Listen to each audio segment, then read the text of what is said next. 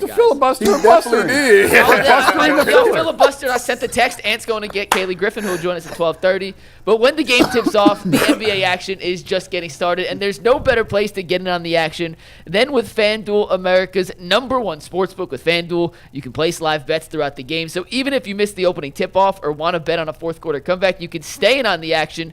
And if you're looking for bigger payouts, you can combine your live bets into a same-game parlay.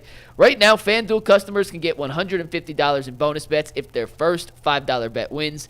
Just visit FanDuel.com/UCSS to join today. That is FanDuel.com/UCSS for your shot at $150 in bonus bets. Make every moment more with FanDuel, an official sportsbook partner of the NBA. So the salary cap jumped. We know that. And then Mary Kay wrote an article yesterday, and there was an interesting quote from the Mary Kay article. Steve, if you want to take tagboard full, Mary Kay was talking about Myles Garrett and said he, being Myles Garrett, is also open to signing a blockbuster extension, which would likely make him – Barry said that. Barry, sorry, yes. Barry on Myles Garrett. Barry also open to signing him to a blockbuster extension, which would likely make him the highest paid defensive player in the NFL at about $40 million a year. If the Browns came to Myles, guys, and said, we will make you the highest paid non-quarterback in football. Right now, the highest paid non-quarterback in football is Justin Jefferson at $35 million per year annually. That's crazy. If the Browns made Myles the highest paid non-quarterback in football, Tyvis, do you think he would reconsider signing with Cleveland? Listen, I know. Listen, I understand that winning is important. It is. But if I'm going to lose and I'm going to make some money, it's hard to turn that down. I have $40 million a year. It's hard to say no to $40 million a year. I tell you what, if they throw that contract on the table, this will be the test of all tests. If Myles says, I still want to be traded, then the Browns just need to go ahead and just blow it. Something ain't right, and they need to blow the whole thing up. But if he like, you know what? We had a good defense, and with a good defense, we made some things happen. We get us a decent quarterback. Maybe we can. For me, the money gonna make me move every time. I'm sorry. I'm sorry. Listen, my boy Brandon Browner. Shout out my boy Brandon Browner. He just got out of jail. Brandon Browner told me when I was a rookie, in Seattle, he said, "Listen, hey, young buck. The money gonna make me move every time, man. These owners be sitting there getting all this money. These coaches be leaving for other jobs. So you think when another team come with a better offer, yes, I'm leaving every time. Ain't no loyalty or none of this stuff. So with that being said, if they giving him $40 million, man, they throw $40 million a year on the table. Where do I sign? Listen, they throw that much money on the table and Myles don't take it. Myles a damn fool, right? Because the NFL stands for not for long, and so that goes along with the money too. Buy some more stock I definitely believe that Myles is 100% serious about winning, but I also believe that he's 100% serious about getting his bag as well. You're talking about $40 million a year, where in a sport, your career can take a significant change. With one wrong move, one wrong play, it can be over with, and then your max earning potential will never be the same ever again. And we see this throughout the NFL all the time, Jason. All these players talk about wanting to win the Super Bowl and prioritizing winning, but yet we see guys become free agents and go sign with teams that's not even close to becoming a Super Bowl contender. So at the end of the day, Myles has already shown that he's willing to change his mind. Right? He clearly was a guy that was all locked in on Cleveland before, and then things didn't go right. Now he's open to being traded. If the Browns do something to appease him, whether improve the roster or put that type of money in front of his face, then he'll be brought back in, and the conversation will change real quick. But I'm with Tyvis, man. Anytime you're talking about that amount of money in this particular league, the money going to win every single time. Here's the problem with all of this. I hear everything you guys are saying.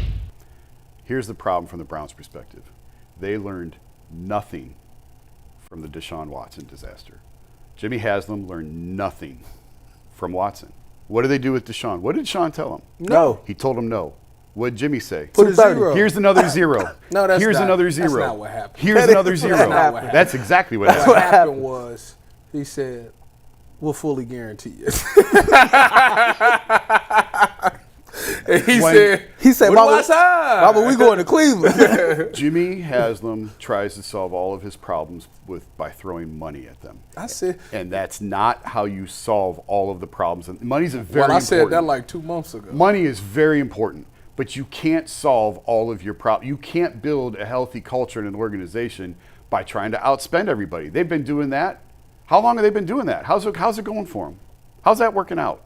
That's not how you do it. When somebody tells you no, listen to them. That's what I said. That should have been the big lesson coming out of Deshaun. When Deshaun told them no, and they came up with this offer to get him to reconsider, he told you he didn't want to be here. And you dragged him here anyway by just throwing a ton of money at him. Myles has told you he doesn't want to be here. Now, Myles is underpaid and he's worth a new contract. He is. But under the deal he's under, he's got 2 years left on this deal. Mm-hmm. So this is just the way that it goes. The time will come where Myles should be rewarded for his play on the field, and he should get a new deal. But when you try and solve all of the world's problems by throwing money at it, I was talking to a coach from another team, a successful team in Indy. And a successful team in Indy? At the combine in Indianapolis. Oh, while okay. I was in I'm Indy. about to say. No. I was talking to an assistant coach from a team that would be considered by NFL standards a model for it. Like, this is a good team. This is the type of team that you want to model. Minnesota your team Vikings. after. Let's go. No, we're not doing that. We're not doing that. And he said if Jimmy came and spent 2 weeks with us, he would throw up at the amount of money that he spends, and it all goes to waste because. The guy I was talking to is like, we don't have anything close to what the Browns, what he provides in terms of, but it's almost too much. Like, and the thing that you hear all the time is there's so many layers. There's so many layers in Bria. There's so many, like John Harbaugh made it a point to say at the podium, the Browns have 24 people in their analytics department. 24. I was just like straw poll, asking a couple other teams, like, how many people do you have in your analytics department? Most of the time, it was like 5 to 8. Browns have 24. The Browns, I'm not going to say the number of people that they took to Indy because the way it was told to me, it may have been sarcastic. It was absurd. It was into the 3 figures, the amount of people that I was told that they brought to Indianapolis. Mm-hmm. Now, again, it may have been a sarcastic, flippant number, but the point was the Browns bring way more people to this thing than anybody else. But it's not always about the numbers. Then you have too many voices and too many opinions and too many people that want to do this or that or that. You can't solve all of your problems by just throwing money at it. And Jimmy Haslam has not learned that yet. He is so desperate to win. I know he wants to win so badly. But it goes back to the culture that you set, and it goes back to the organization. It's not just about how much money you can spend and how many zeros you can put on the check. Mm. And that just feels to me like this is just another example. And maybe Myles will take the money. But where did that get them with Deshaun? You know what? Put the camera on me, Steve. What Jason just said was unbelievable. Before, Jimmy, you decide to listen to Jason, this kid that's on your radio staff that you need to throw a little bit more money at. Let's say you don't jump off the ship now. Like, hold on now. Jason is unbelievable. What he said might be true, but wait until after I negotiate my deal, and then you can, listen to what Jason had to say. I appreciate everything that you do for me. Go Browns. To Jason's point, you can't throw money at everything and think you're going to solve all your problems. It goes back to what we talked about in the first segment or the second segment. Yep. This is a man and an ownership group who clearly doesn't value relationships, right? And it's just like if you out here in the dating world, you could tell when you dating somebody that's just for right now or a real woman, right? Yeah. Right now, you could just throw a few dollars at them, keep them up out your hair, keep them off your back, see them every now and then, and it's cool. But if you dating somebody that's real, a woman that got their own money, this, that, and the third, they don't care about how much money, you know what I'm saying, you throw at them. They care, but they don't. Like, you know what I'm saying, they don't want to spend their own bread, but they really care about that time, that attention. They care about all that other stuff. And this is how Jimmy Haslam comes off. As a dude that's just going to keep throwing money at every single issue without putting substance. Yeah, but you ain't putting substance in nothing, right? And when you trying to win a championship and the only ingredient you got is greenbacks, you really further away than what you think you are. It comes off like the Browns are trying to buy a championship and everybody else in the NFL is telling you, like, yeah, money matter, but it only go but so far. Nobody spent more money on their roster last year than the Browns. In actual cash dollars spent. I hear what y'all are saying. So basically, you two, if you was Myles, you tell him to go fly a kite. No, I'm telling Myles to take the money. Hey, Myles going to get paid. Okay, I wanted to be on record here. No, I'm take the money. Jason, after all of this nice TED Well, talk, there's two. I'm just saying there's two sides to it. There's the organization side and the player side. That said, would Myles consider resigning for $40 million if you were Myles Garrett? It's hard to say no to that. Okay. But does that mean that that's where your heart is? And does that mean that that's what you want to do? I do agree with Jason. I'm one of those people that if you, I give you what you paid me. What does Mike Tomlin say? We want volunteers, not hostages. It's a great saying. You got a hostage. You got a $40 million hostage, but he's a hostage nonetheless. $40 million. So he's not going to go out there and perform? Listen, Myles Garrett on the field is a monster. He puts up terrific numbers. He's an incredible threat. My only point is you cannot solve all of your problems with money. I don't disagree. I said that like 2 months ago. I said that was the difference between the Cleveland team.